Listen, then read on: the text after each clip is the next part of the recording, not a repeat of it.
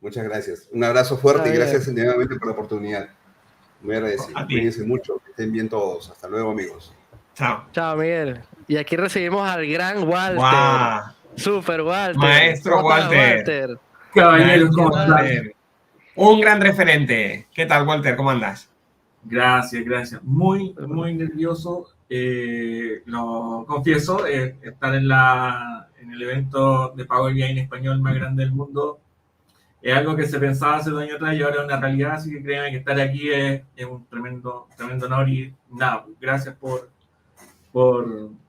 abrir estos espacios a todo el mundo porque son muy necesarios y nada, felicitaciones a ti, Ricardo, a Tony y a toda la organización que está detrás porque realmente me saco el sombrero, no sé cómo se articularon que estuvieron con una jornada desde abril del año pasado hasta ahora y sin cansarse. Yo sabía que Ricardo no se cansa ni de hablar ni de hacer nada, pero del resto realmente una Bueno, es fácil. Pablo Moreno no duerme nunca, así que No tenemos duerme, tiempo. no. A Ricardo ya lo conoces, a Miguel, a Rubén, A Rubén. todo el equipo que hay detrás. Y es para nosotros un honor poder contar con profesionales como tú, Walter. Así que nada de nervios. Un gran honor. Y un honor total poder contar con tu presencia y que nos deleites, que yo estoy ansioso señor. por escuchar tu ponencia. Sí, señor, No, sí, muchas señor, Walter. Siempre el escenario es tuyo, Walter. Vale, voy a Exactamente. renovar porque yo no inventé los 45 minutos de... Los míos. La media hora, 45 minutos. Así que, nada, quiero hacerlo en tiempo porque también no me quiero perder el Power Quiz. Y te debo las 2 preguntas, así que te las voy a dejar para mañana, Ricardo, porque se me fue. Las vi ahora en el tintero y dije no mandé las preguntas para el quiz. No te preocupes. No te preocupes, que tenemos sin margen, no hay problema. Tenemos tiempo, Tony, para conversar un ratito con Walter. No me había fijado que ganamos unos minutos, ¿no? Ah, qué Por bien. lo que veo. Sí, aprovechemos. No, que me quedé con el comentario aquí, porque pensé que estábamos en hora y no le quería quitar tiempo a Walter. No, que lo que está diciendo Walter, digamos, el landscape de los datos viene cambiando, ya es presente. Estoy leyendo muchos artículos donde ya el data warehouse se está convirtiendo en el data lakehouse, ¿no? Ya cada vez evoluciona más estas capas de trabajar con hacer la conversión relacional del SQL a ficheros, ¿no? Walter va a hablar de Parquet, que todavía no se termina, es el estándar ahora, y ahora hay uno nuevo, ¿no, Walter? Ahora hay Iceberg, creo que es que se llama, ¿no? Está Iceberg, está Avro. Sí. Bueno, en realidad van a salir muchos, y así como va a ir cambiando, yo lo que pretendo en esta exposición es, mira, independiente que ahora sea Parquet el rey, así como Python en la analítica avanzada, mañana puede ser Avro, puede ser Iceberg, puede ser cualquier otro, y Python también puede que quede de lado y sea, no sé, Julia. Es decir, las cosas van a ir cambiando, pero lo fundamental no. Entonces es ahí donde quiero llevar. Claro, ahora es Parquet, pero más adelante puede ser otra cosa. Sin embargo, yo creo que lo fundamental es muy difícil que cambie. Qué bueno, qué bueno. Entonces tu charla también integraría como un poco de filosofía que puede perdurar, inclusive sea Parquet o sea otra tecnología más, por ejemplo. Claro.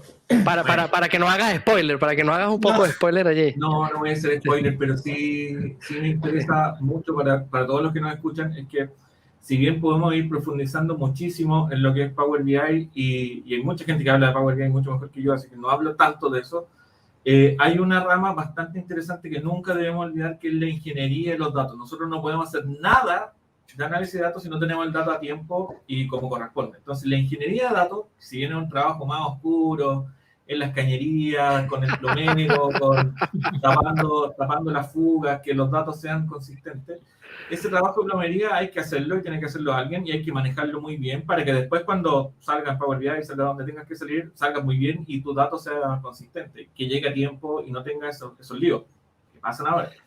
Qué bueno. Y cada vez ocupamos más datos. O sea, ahora es muy normal trabajar sobre ficheros de 12 millones de filas, como quien se levanta en la mañana y se ducha y se pone y se toma un café. Hace 10 años atrás 12 millones de filas era wow, no, yo no puedo hacer 12 millones de filas, ¿cómo se te ocurre? Ahora es muy normal y ya estamos hablando de perfectamente billones de filas en productivo sin ningún problema. Y las máquinas, los productos, todo tiende a ser capaz de procesar mayormente esa cantidad de datos, y ahí Big Data lleva una delantera. Entonces, ¿cómo nosotros ocupamos elementos de Big Data que funcionan en nuestra realidad que no es Big Data?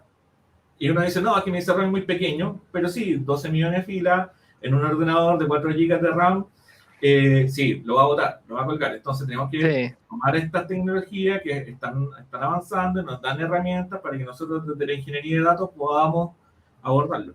Entonces eso es lo que el objetivo final de la ponencia, y por eso voy a hablar de datos parquetizados. Buah. Qué bueno, espectacular. Qué bueno. Aquí nos estás poniendo los dientes largos ya, y nos estás poniendo los dientes ansiosos y largos a todo el chat también, que estamos pendientes de que arranques, ¿eh? Oye, quiero hacer una prueba antes de... Si yo pongo una ventana aquí, ¿se ve? Vamos a ver. Sí, ya, sí. Sí, se ve, sí. Perfectamente, Walter, perfectamente. Vale, mira, maravilloso. Y les quiero decir a los que nos escuchan, porque ya la gente se siente abrumada a veces. Escuchamos que está abrumado de el no me da la vida, ¿no? Porque hay tantas cosas que estudiar. No hay que ser experto en todo, porque nadie puede ser experto en todo. Pero sí es importante, ojo, hay personas que tienen su perfil donde son analistas de datos. Su trabajo es agarrar, hacer un modelo de datos bien hecho, pero trabajan con ficheros en Excel y está bien. Y hacen un análisis con cosas pequeñas o medianas. Yo he visto hojas de Excel 10 con 1 millón de filas y dale. No es tan pequeñito, pero sí el que tiene un perfil un poco más. Ahora salió el término de Analytics Engineer. Lo vi hace 3 días que no lo conocía. Un término nuevo. Es como un intermedio entre el Data Engineer y el consultor BI. O sea, hay de todo.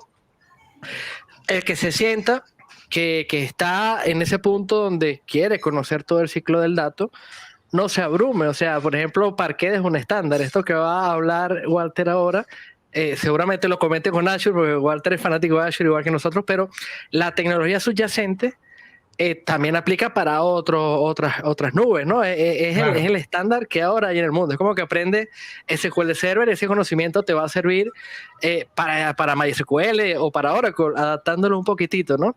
Entonces, sí que es importante para el que quiera estar, digamos, un poco en el punta a punta, así como es importante saber un poquitito de Machine Learning, aunque no te guste, ¿okay? También del otro lado, de la ingeniería de datos, pues conocer estas cosas como las que va a hablar Walter y no tienes que saber, no tienes que ser experto, basta con venir a charlas como esta de Walter. Claro, pero sí que hay que estar al corriente y hay que estar apurado. Dos minutos, señor. Porque olvidé que no traje mi vaso con agua y Andy viene. Ahí estás. Dale tranquilo que estamos a tiempo. Tony, ¿te ha tocado ya hacer proyectos con Data Lake? ¿O más que todo Data Warehouse tradicional? Pues mira, de momento estoy con Data Warehouse tradicional.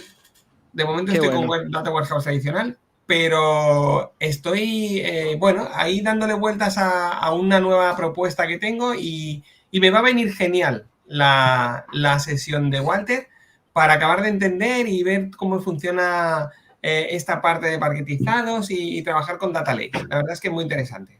No han sido 2 minutos, Walter, han sido 20 segundos. Sí.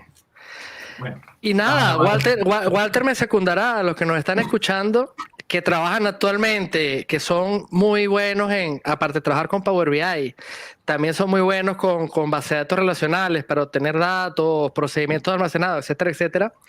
Este tema de los Data Lake no es el futuro, es ahora, y cada vez va a abarcar más terreno. No es que el SQL va a seguirte siendo completamente útil, pero la tecnología que está atrás cada vez va a ser más importante conocerla. Para el que le gusta la ingeniería de datos y está acostumbrado a utilizar herramientas de ETL, etcétera, etcétera, es importante que ya no los agarre la ola desprevenidos y empiecen a meterse en estas cosas. No hablo más, porque aquí tenemos al máster del tema para que nos explique. El escenario es tuyo, Walter. Bueno, muchas gracias. Voy a iniciar el temporizador y por favor interrúmpanme cuando sea necesario, porque no estoy viendo el chat y yo soy de la idea de que si me quieren interrumpir o sale un concepto nuevo, háganlo, yo no tengo ningún inconveniente. Bueno, primero que todo, antes de comenzar con nuestra presentación, Le damos gracias a todos nuestros sponsors por permitir que esto funcione realmente sin el aporte de nuestros sponsors Gold, Plata. Nada de esto es posible. Tener a una tremenda cantidad de personas conectadas, horas de transmisión en 2 tracks paralelos, realmente sin ellos no sería posible. Así que muchas gracias, estimados sponsors. Y los que no fueron sponsors esta vez, la próxima versión, créanme que les va a servir bastante. Tiene una visibilidad tremenda ser sponsor de estos eventos. Ya lo han dicho todos, este es el término de los Power BI Day Tour. Realmente una titánica organización de distintos eventos presenciales y este virtual que nos da un tremendo brío, un tremendo aire a toda la comunidad hispanoamericana que está metida en tecnología y que aprende constantemente. Así que felicitaciones a toda la organización y feliz de estar acá nuevamente. No se olviden que al final vamos a tener todos los regalos con el Power Quiz y esta es mi presentación. Mi nombre es Walter Calcaño. Para los que no me conocen, no soy informático, mi formación es de contador, estudié en la Universidad del Biobío en Chile, en la Universidad Andrés Bello, también en la Universidad de Chicago. Tengo más de 10 años de práctica en análisis de datos. Cuando era contador, mi trabajo fue de jefe de contabilidad y CFO en alguna empresa. Y en el 2018 inicié mi propia compañía de análisis que se llama iNegocio, la cual fue adquirida el año pasado, el año 2002, por EY, por la firma Ernst & Young. Entonces, desde esa fecha hasta ahora me desempeño como senior especialista en Business Intelligence, Ingeniería de Datos, tanto en Azure, que me apasiona, también como en Amazon Web Service, que es la otra nube que he estado trabajando actualmente. Tengo las certificaciones MSCA en Business Intelligence, la Microsoft DAA y también soy MCT, soy Microsoft Certified Trainer.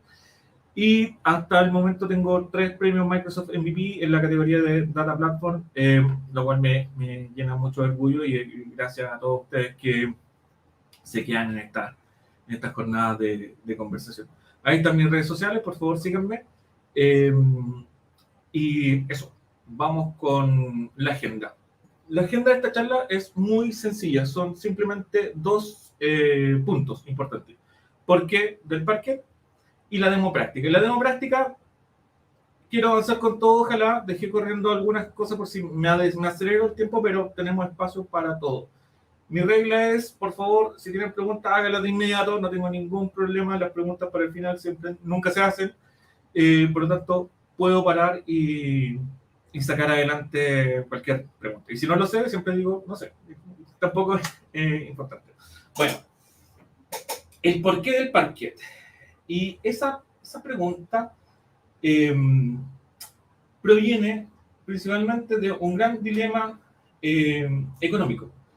Analizar datos siempre es un problema económico. En el sentido de que analizar datos implica desembolso en todas las compañías. ¿Y qué variables debemos considerar para analizar datos? Son 3 grandes variables al momento de decidir económicamente si vamos o no vamos con una arquitectura de datos. Primero, la capacidad de almacenamiento de la solución. Segundo, la capacidad de compresión y descompresión de la solución o de los datos. Y tercero, la compatibilidad de los datos con distintas soluciones que existen de análisis de datos.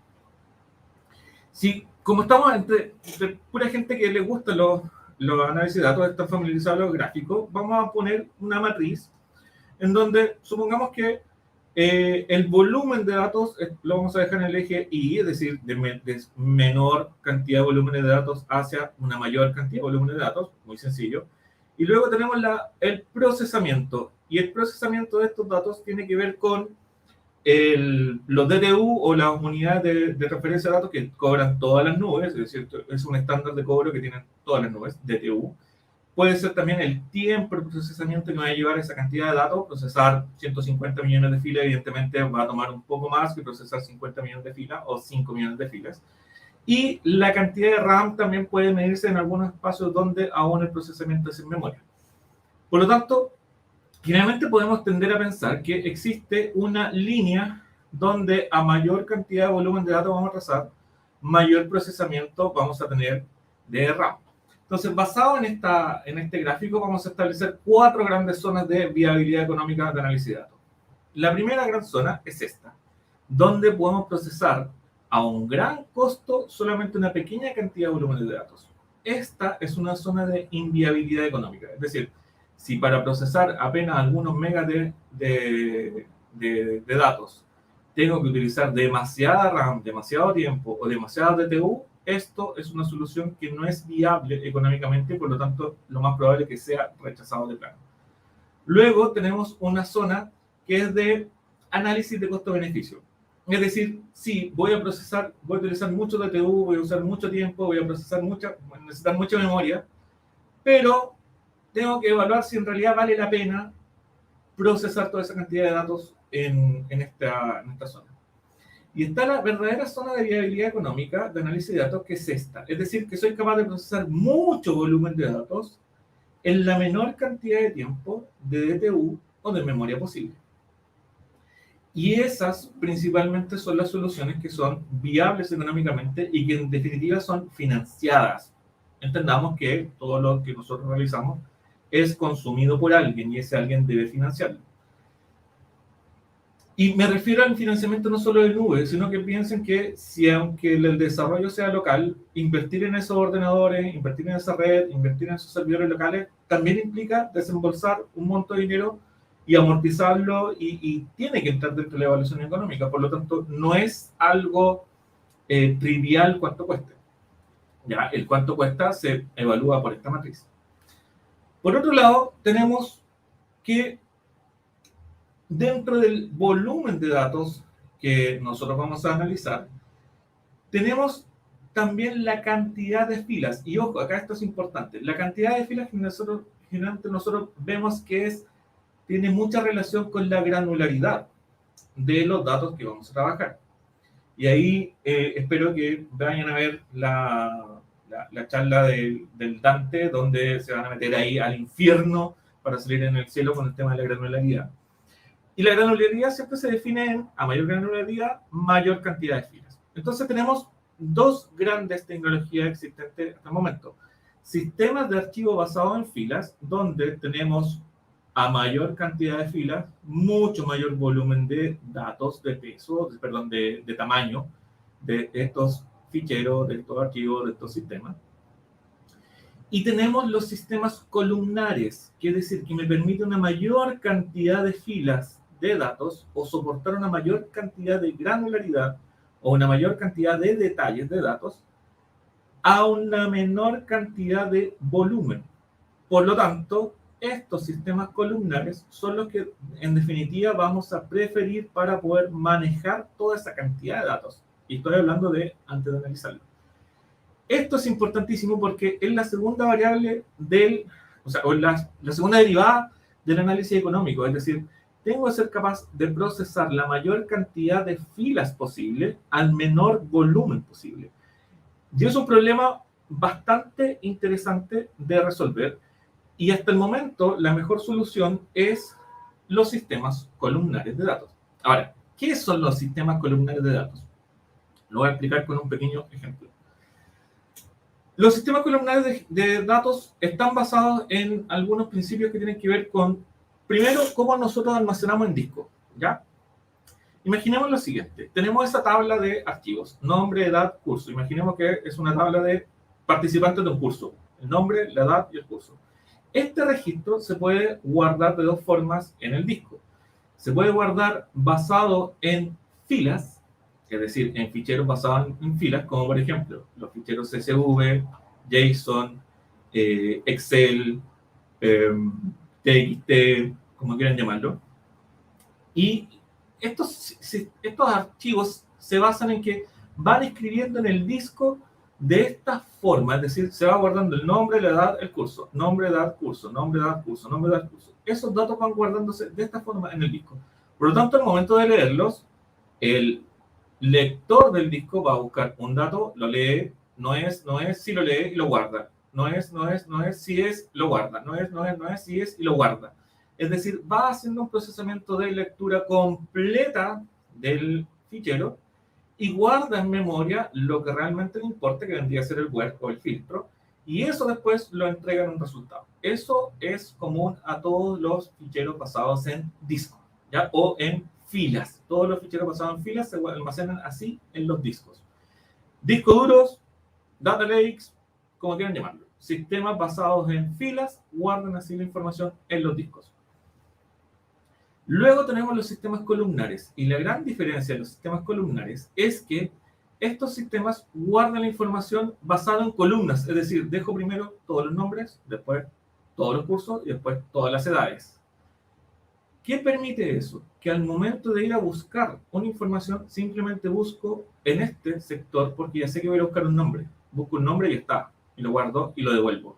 Necesito una edad, voy a buscar la edad, la guardo y lo devuelvo. Por lo tanto, los ficheros basados en columnas o los sistemas basados en columnas, o también conocidos como sistemas columnares, tienen una velocidad de procesamiento mucho mayor que permite que podamos o seamos capaces de analizar una gran cantidad de datos en el menor tiempo posible, dada esta particularidad de cómo se van guardando los archivos en disco. Entonces tenemos los archivos basados en fila, los CSV, o los archivos columnares, como Parquet, que estamos hablando ahora. Por otro lado, también tenemos metadata. Y esto es algo muy propio de los ficheros columnares. Es decir, un fichero columnar almacena también mucha metadata. Y al tener mucha metadata, nos permite varias cosas. Primero, optimizar su almacenamiento. Segundo, comprimir de una forma que ni se lo imaginan los datos desde una gran cantidad de veces. Y lo otro que nos permite optimizar la búsqueda al leer la metadata. Probablemente la metadata es la data de la data, ¿ya? Es cuando se generó, quién lo generó, en qué instante se hizo, cuál es el sistema que lo guardó, en qué lugar del data lake o en qué lugar del disco duro se guardó, etc. Esa metadata está evidentemente a disposición de todos los analistas, por lo tanto, nos permite que al momento de hacer búsqueda o al momento de hacer un select algo, voy a buscar primero la metadata y luego devuelvo el dato. Esto hace que en la gestión de la metadata, en los sistemas columnares o en los sistemas serverless, que es el secreto de todos los sistemas serverless, o en los data lakes o en los delta lakes, esto funciona de maravilla. Es decir, puedo ir a buscar data a muchos millones de filas leyendo la metadata y después que encuentro el sector donde se encuentra guardado, simplemente lo extraigo. Ese es el gran secreto porque podemos procesar grandes volúmenes de datos. Primero lo guardamos en sistema columnar y luego leemos su metadata. La capacidad de compresión en disco, imagínense que si tenemos un fichero de 437,46 gigas, ¿ya? En un archivo CSV, hacer una query sobre esa cantidad de datos nos toma 2.892 segundos. Esa misma cantidad de filas la podemos comprimir en un archivo Parquet o podemos transformar este archivo CSV en un archivo Parquet con cualquiera de estos sistemas de compresión y su volumen disminuye drásticamente. Es decir, básicamente la relación es de 10 a 1. Es decir, de 437 GB yo puedo disminuir su espacio inmediatamente a 36,78 en el sistema de compresión más óptimo de Parquet, o a 54,83, es decir, puedo disminuir entre 8 a 10 veces el volumen de los datos sin perder una fila de información. Por lo tanto, nos permite procesar de una forma tremenda estos datos. Imagínense que usted tiene su ordenador local, su laptop, y van a trabajar con este. Tienen que extraer datos desde el sistema de donde están trabajando, extráelo, parquetízalo y guárdalo parquetizado, porque tu disco duro de tu portátil sí que es limitado, ¿vale? Entonces, y el de todos, porque no tenemos una nube en el laptop. Entonces, optimizar en Parquet ya nos cambia la vida. ¿Qué tipo de compresión vamos a tener en los ficheros Parquet? Vamos a tener principalmente tres, ¿ya? El LZO, el gzip y el snappy, ¿ya? El LZO y el gzip, evidentemente, son los que comprimen un poco más, y el snappy comprime un poco menos. La gran diferencia está en que principalmente el snappy está diseñado para uso general frecuente, es decir, un archivo snappy con este nivel de compresión yo puedo constantemente estarlo consultando y no va a tener ningún problema en entregarme la data. Un archivo gzip evidentemente va a comprimir mucho más el archivo, pero tiene una velocidad de descompresión bastante baja. Es decir, cada vez que voy a leer un fichero Parquet comprimido en gzip, tengo que descomprimirlo, leerlo y después volverlo a comprimir. Y esa es una tarea que tiene que hacer el lector de estos archivos gzip. Por lo tanto, la compresión gzip se recomienda para almacenamiento histórico de datos. Es decir, tengo 5 años de datos hacia atrás, tengo que tenerlos guardados, probablemente alguna vez los consulte. Bueno, para esa baja probabilidad los comprimo en gzip. Pero si voy a estar constantemente, me voy a Snappy. Si realmente los datos los tengo que consultar una vez al mes o cada 2 semanas, entonces la optimización o el sistema de compresión más óptimo es LZO. Porque si bien tiene una alta frecuencia de uso, es para uso general no frecuente por lo mismo, porque genera un buen equilibrio entre una alta disponibilidad y una baja disponibilidad. Vimos que la tercera decisión tenía que ver con la compatibilidad de lo que queremos decidir. Bueno, básicamente los archivos Parquet son compatibles con las 3 grandes nubes públicas, que son Azure, Amazon Web Service y Google. Y, por supuesto, es capaz de ser leído y procesado por las principales herramientas de análisis que existen. Hadoop, Spark, Databricks, Python, Synapse y, por supuesto, Power BI, que es la razón de la cual estamos metiendo a Parquet dentro de Power BI, porque créanme que les va a solucionar la vida a muchos que probablemente se estén en problemas de espacio y de procesamiento. Y el gran beneficio adicional es que en un archivo Parquet nosotros nos evitamos el conflicto de transformaciones. ¿Por qué? Si nosotros traemos ficheros CSV constantemente, todo lo que nosotros pongamos en ese fichero CSV o TXT va a quedar con un tipo de datos estándar que es el tipo de dato texto. Y en el tipo de dato texto nos vamos a encontrar con muchos conflictos que tienen que ver con estrategias de transformación. Las comas y los puntos se confunden entre separadores de miles decimales dependiendo de dónde estemos trabajando la transformación de los datos. El slash y el guión hacen diferencia en los tipos de dato tiempo. A veces nos pueden transformar año mes día por día mes año porque están separados por un guión o por cómo está o cómo reconoció inmediatamente el lector de los tipos de dato tiempo. Los caracteres especiales se pueden eliminar o reemplazar porque podemos codificar los datos en algún tipo de codificación estándar. Estamos hablando de la ñ, los tildes, los acentos en mayúsculas, todos esos caracteres especiales que muchas veces utilizamos no son todos reconocidos por todos los sistemas. Por lo tanto, en algunos casos hemos visto que al momento de comprimir varios ficheros que vienen de algunos sistemas, se generan conflictos de transformación. ¿Por qué? Porque no vienen codificados con el UTF-8 o el 16 o el 32, que dependiendo del estándar de codificación de los datos. En muchas ocasiones también las columnas vienen separadas por punto y coma y no por pi o por coma. Y eso también genera el conflicto, como ya lo vimos, de estos ficheros que tienen coma y punto en sus datos. Y por último, gestionar los datos booleanos. En algunos clientes de análisis de datos no se pueden transformar. Sobre todo nos pasa cuando tenemos datos verdaderos, datos falsos, 1, 0, que son datos booleanos que uno los puede capturar de los datos, los tiene que gestionar de esa manera, pero es un poco más complejo de hacer. Básicamente, esa es la gran ventaja de utilizar Parquet, porque de alguna manera nos evitamos el conflicto de transformar muchos datos, hacer transformaciones triviales. Me refiero a transformaciones de limpieza de datos. ¿Por qué? Porque Parquet en su metadata es capaz de soportar el nombre, tiene una estructura de string o un bar 350. Este monto que dice monto de matrícula va a tener una codificación de decimal, por lo tanto permite hasta 2 decimales, etc. Podemos ponerle mucha metadata y eso implica que lo podemos manipular de mejor manera. Hasta aquí, ¿me explico bien? ¿No tenemos preguntas? Les voy a dar un minuto mientras cargo en pantalla la arquitectura que vamos a seguir.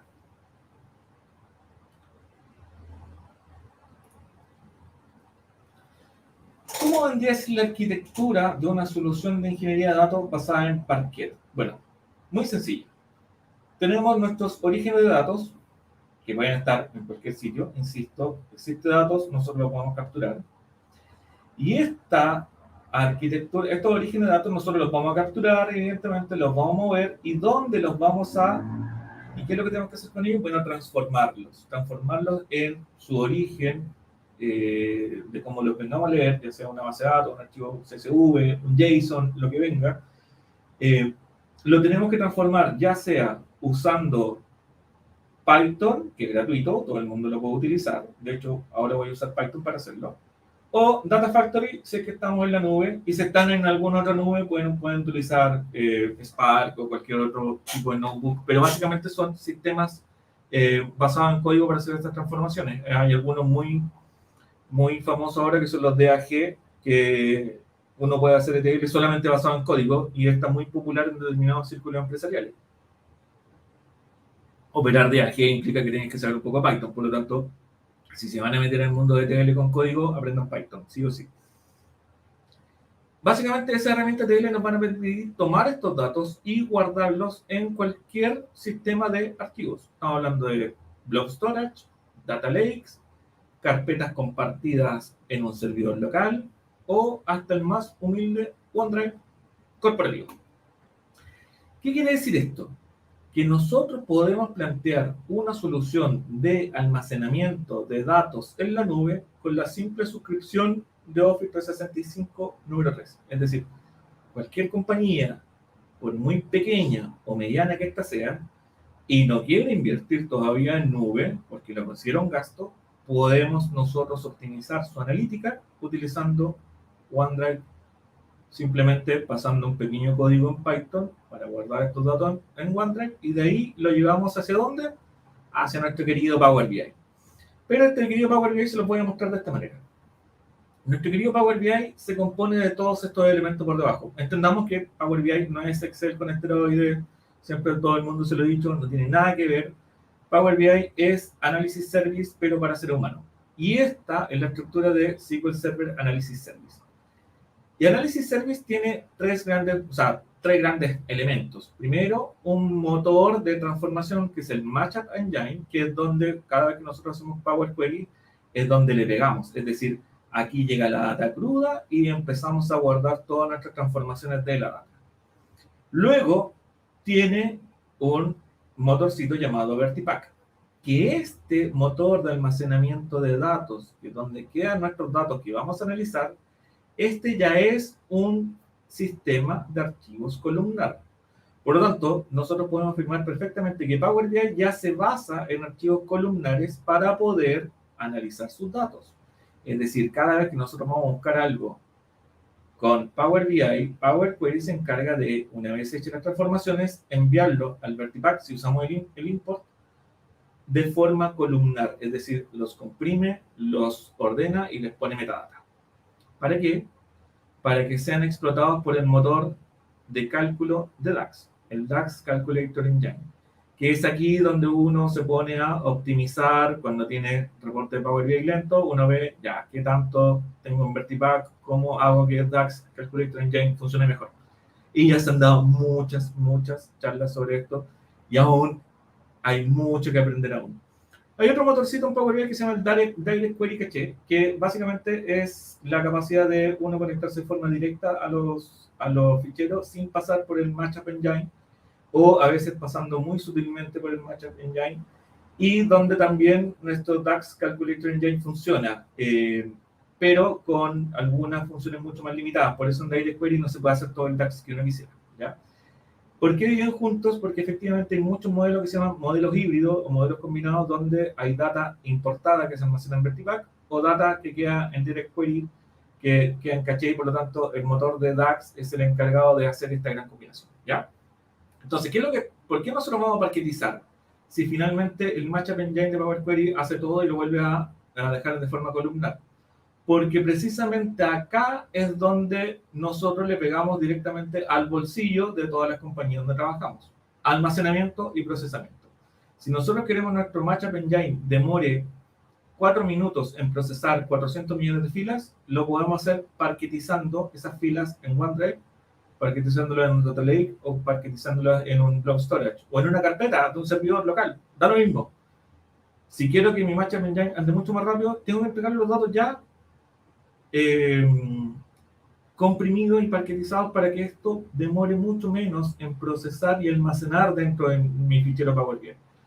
Por lo tanto, paquetizar antes nos permite quitarle tiempo de procesamiento, quitarle espacio de almacenamiento y, como ya dijimos en un principio, tiempo y megabytes es igual a dinero. Por lo tanto, ofrecer una solución más económicamente viable a un cliente nos da mayor probabilidad de éxito en nuestros negocios. Bueno, vamos a la demo. Como les comentaba, tenemos esta demostración, me quedan exactamente 19 minutos, lo van a andar muy bien. ¿Cómo vamos a crear un ficherito de Parquet? Bueno, si bien ustedes buscan en internet algunas herramientas o algún software que haga Parquet, sí, lo pueden encontrar y usar ese fichero de transformación. Lo más probable es que sea un software que le diga indique su archivo y luego que traiga su archivo, se lo voy a dejar en el formato Parquet donde usted diga. Pero si no quiere invertir en esos software, perfectamente utilizando algunas líneas de Python, podemos ir a buscar nuestro archivo, que en este caso tengo un archivo o un fichero. Por favor, me disculpan si digo fichero o archivo, ya a esta altura me imagino que todos entendemos la diferencia. Tengo un fichero CSV que se llama ventas en línea, que pesa 743 megas. Este es un archivo CSV que tiene 12 millones de filas, que es el archivo estándar de Contoso, para los que quieran entrenar con datos, pesa 700 megas. Abrir este archivo en Power BI la primera vez que lo van a cargar, les va a tomar unos 4 o unos 5 minutos en hacerlo. Por lo tanto, lo que voy a hacer es cambiar este tipo de datos, Online Sales, lo voy a cambiar usando Python, que es este de acá, para guardarlo en tipo Parquet. ¿Qué es lo que hago acá con este código? No lo voy a correr nuevamente porque como estoy transmitiendo en línea y tengo un par de cosas más funcionando, lo corrí antes para que ustedes vean el resultado. Y quedó acá el resultado. Esto solamente porque tengo 45 minutos. Si tuviera las 2 horas, lo haría en vivo y comentaríamos. Pero básicamente yo le doy en esta instrucción a Python es que léeme este dataset utilizando la librería que se llama Pandas. Y una vez que lo lees, dime qué es lo que tengo. Y acá me muestra el dataset. Tienes estas columnas. Y quiero que además me diga qué tipo de datos tengo en la columna. Y me dice que el tipo de dato, date of sale o fecha de venta, lo reconoce como de tipo de dato de texto o object. Estos códigos los reconoce como enteros. Eso quiere decir INT64. Y el costo unitario lo reconoce como texto. Y el precio unitario lo reconoce también como texto. Al igual que el monto de descuento. ¿Qué quiere decir eso? Que evidentemente si me llevara estos datos inmediatamente a Power BI o cualquier otro gestor de datos, voy a tener que hacer transformaciones. ¿Ya? Ya que estoy acá y tengo Python, voy a hacer transformaciones con Python. ¿Qué transformación voy a hacer? Simplemente cambiar los tipos de datos antes de parquetizar. ¿Para qué? Para que mi data frame o mi set de datos quede con los datos que voy a utilizar. Así le exijo menos al motor el engine de matchup de Power BI y va a salir mucho más barata esta solución. Con este pequeño código voy a ejecutarlo y evidentemente el resultado dice que mi dataset tiene ahora este tipo de datos. Esto es tiempo, lo reconoce la fecha como tipo de dato tiempo, y esto de acá de costo unitario y de monto lo reconoce como float, es decir, o números con decimales, ¿ya? Ese es el tipo de dato float, a grandes rangos. Los que saben exactamente no me vayan a crucificar, sino que estamos tratando de ser lo más didáctico posible. Este tipo de datos, que son numéricos principalmente, van a permitir que yo pueda hacer operaciones matemáticas sobre ellos. ¿Y cuáles fueron las transformaciones que hice? Bueno, básicamente fue reemplazar las comas por los puntos en algunos campos porque efectivamente me genera conflicto con la separación de miles y decimales en el ordenador que yo tengo. Básicamente tengo mi data frame, me muestra exactamente cuáles son los datos que tengo y me dice en algunos segundos de procesamiento que tengo 12.627.000 filas en 10 columnas y eso es lo que tengo que procesar. Y que evidentemente tengo datos desde el 2009 al 2007. Es decir, tengo 2 años de datos con 12 millones de filas. Por lo tanto, cada vez que los abra voy a procesar toda esta cantidad de datos. Y ahora viene la orden de parquetizar. Yo, antes de parquetizar, me gusta crear particiones, ¿ya? Pero esto es una maña bueno, nosotros decimos maña en Chile, o esto es un truco, una chapucería, o alguna característica propia del ejercicio de la ingeniería de datos, donde cada vez que vamos a manejar hartos volúmenes es mejor particionar, siempre. Si están en SQL Server, particiones. Si están en Python, particiones. Si están en Postgres o están en cualquier server SQL, particiones. Siempre particiones porque analizar o ir a buscar datos particionados es mucho más rápido que ir a buscar un full scan sobre 50 millones de filas. Créanme que va a demorar demasiado y a veces con una simple partición vamos a ahorrarnos mucho tiempo. Ahora, evidentemente, como me gusta particionar, yo acá lo voy a particionar por año. Es decir, que me cree 3 archivos. Uno para el 2007, otro para el 2008, otro para el 2009. Y después le digo, este es el destino donde quiero que guardes este parquet. Y lo comprimas utilizando el sistema de compresión Snappy. Y que le ponga un nombre, evidentemente, a este fichero. Una vez que eso ya está listo, lo ejecuto. ¿Y qué es lo que sucede con el fichero de CSV? Bueno, lo guardé en una carpeta que se llama PQT, que lo voy a mostrar acá. Y me guarda mi fichero Parquet. Evidentemente, si le hago doble clic, me guarda 3 particiones, una para cada año. Y esta partición pesa la no despreciable suma de 20 megabytes. Es decir, solamente por el hecho de parquetizar, me ahorré varios cientos de megabytes de espacio. Es decir, pasé desde tener un fichero CSV que pesaba 700 y tantos megas. Voy a poner acá propiedades para traerlo a comparar. Este fichero pesa 743 megas como CSV. Si lo comparo con la misma cantidad de filas de datos hacia 20 megabytes, evidentemente genera una evidencia que hace que procesar 20 megabytes por cualquier sistema de procesamiento de datos va a ser mucho más rápido y mucho más conveniente que procesar 743 megabytes. Es decir, ya estoy casi en una relación de 1 a 8 o de 1 a 9 en cuanto a almacenamiento. Por lo tanto, almacenar 20 megabytes en un OneDrive me va a costar mucho menos que almacenar 743 megas. Considerando que a veces tenemos espacios muy limitados de archivos, tengo la misma cantidad de datos, la misma cantidad de líneas de información en una menor cantidad de archivos. Ahora, esto funciona cuando uno es capaz de leerlo. Power BI será capaz de leerlo, pero por supuesto que es capaz de leerlo. ¿Y cómo los puede leer? Los puede leer de forma individual o los puede leer de forma como carpeta. Yo acá tengo un archivo que es el que construí importando estos datos desde el fichero. Y si se dan cuenta, para traer estos datos, yo usé simplemente el conector de carpetas. El conector de carpetas que todos utilizamos para traer cualquier carpeta. ¿Por qué? Porque una carpeta tiene todos los ficheros Parquet.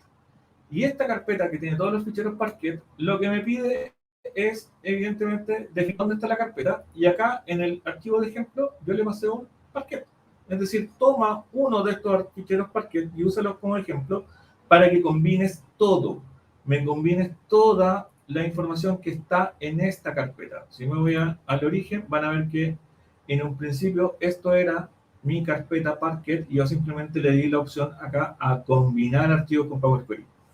Por lo tanto, Power Query es capaz de combinar todos estos archivos. Yo puedo ir dejando en una carpeta Parquet por Parquet, partición por partición, y no va a tener ningún problema Power BI de, al momento de ir a leer estos archivos, ir a utilizar esta extracción. Al matchup o al motor de matchup de Power BI le estoy pidiendo que vaya a buscar estos datos y simplemente los combine. Y una vez que los termine de combinar, acá se dan cuenta ya tengo mi memoria RAM al tope, no voy a darle a actualizar a la vista previa y veo que me llegan todos mis datos sin ningún inconveniente y están paquetizados y los voy a ver y los voy a trabajar sin ningún problema, tal cual como he planteado todos los modelos de datos, siguiendo la estrategia Kimball, siguiendo el modelamiento en estrella, haciendo uso de llave, etc. Pero me estoy ahorrando un montón de espacio en el disco duro. Y eso implica, insisto, a mayor ahorro, mayor dinero, por lo tanto la solución es más económicamente viable. De aquí en adelante ya sigue la magia que quieran hacer ustedes con respecto a los datos.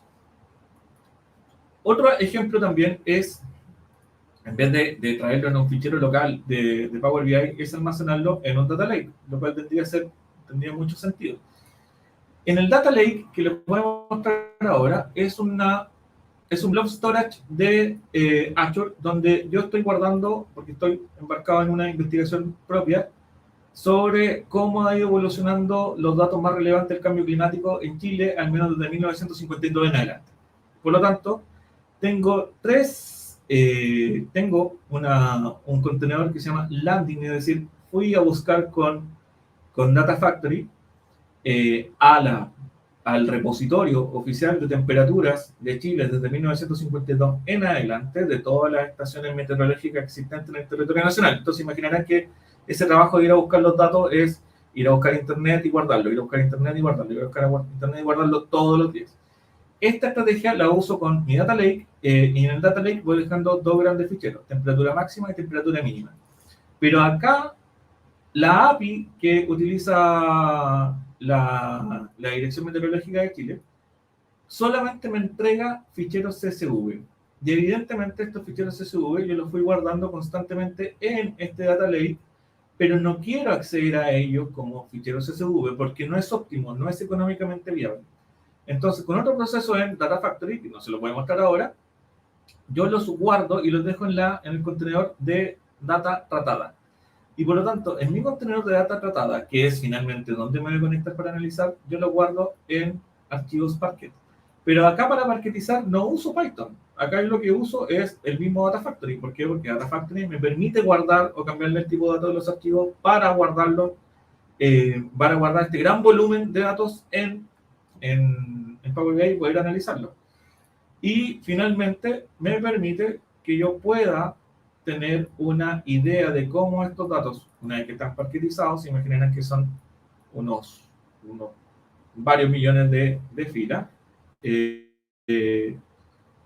me permite analizar, al estar conectados en esta zona, ver cómo ha ido evolucionando año por año la actividad, un objeto visual que no quería, y está.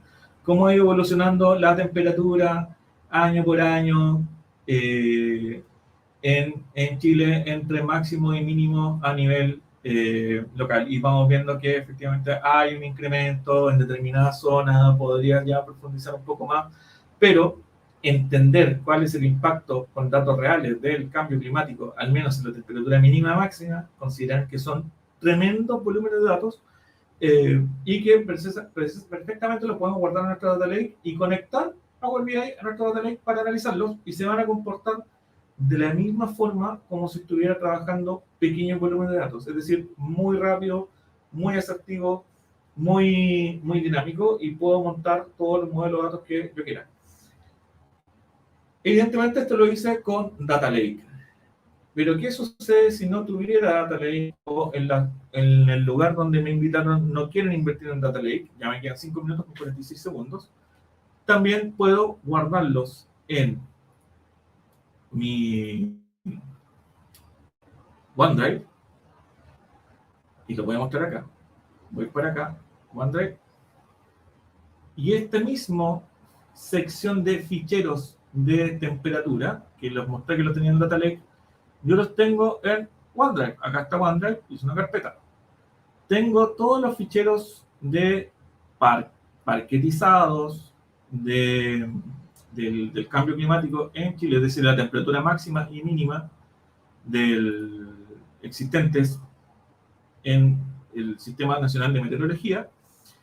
Por lo tanto, yo me quiero llevar esto a Power BI. Bueno, lo puedo hacer perfectamente utilizando mi flujo de datos.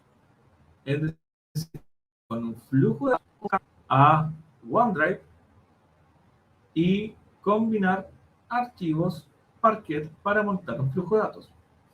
¿Qué permite eso? Que a medida que voy importando datos y los voy guardando parquetizados en OneDrive, así como gestiono ficheros CSV, puedo perfectamente gestionar ficheros parquetizados que van a pesar mucho menos y al momento de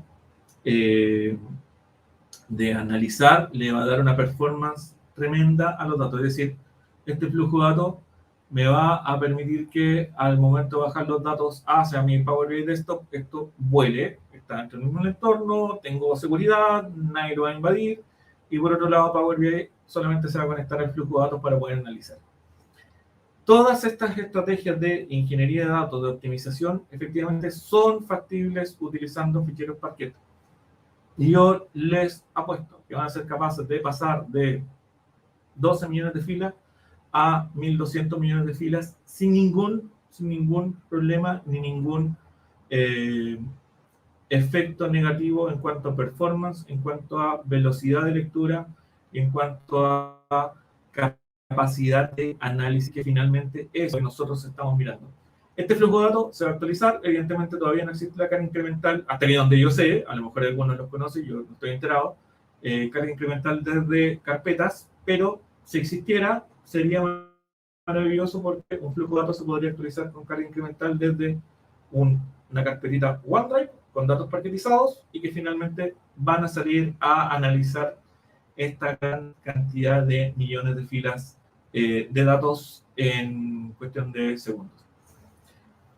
Esa es básicamente la presentación, queridos amigos. Pueden volver para no dejarme solo aquí. Maravilloso, maravilloso, Walter. Espectacular. ¿Qué te parece, Tony? Magnífico, magnífico. Vaya masterclass. Qué grande, Walter, espectacular. Me imagino... Sí, perfecto. La has clavado. Perfecto. Qué grande, buenísimo, Walter. Y me imagino que la gente, no tengo el YouTube abierto porque lo cerré para lo del quiz, pero me imagino que la gente debe ver, o si no preguntaron nada es porque están así como analizando todavía lo que dijiste, ¿sabes? Cuando pregunten, ya nos vamos a haber ido. A los que les surjan las preguntas, pónganlas después en el grupo de Telegram. Perfecto. Muy bueno, Walter. Fantástico, pues, muchas gracias. Pues maravilloso, maravilloso, Walter. Espero que ustedes también acerquen la estrategia de Parquet, porque parquetizar es gratis, eso es lo otro, parquetizar es gratis, no requiere más que un ficherito en Python. Yo se lo puedo compartir también, cuando suba esto voy a subir el fichero de Python, no tengo ningún problema. Eso te iba a decir, porque comentaban por el chat si podías compartir el script que has ejecutado para... ¿Sí?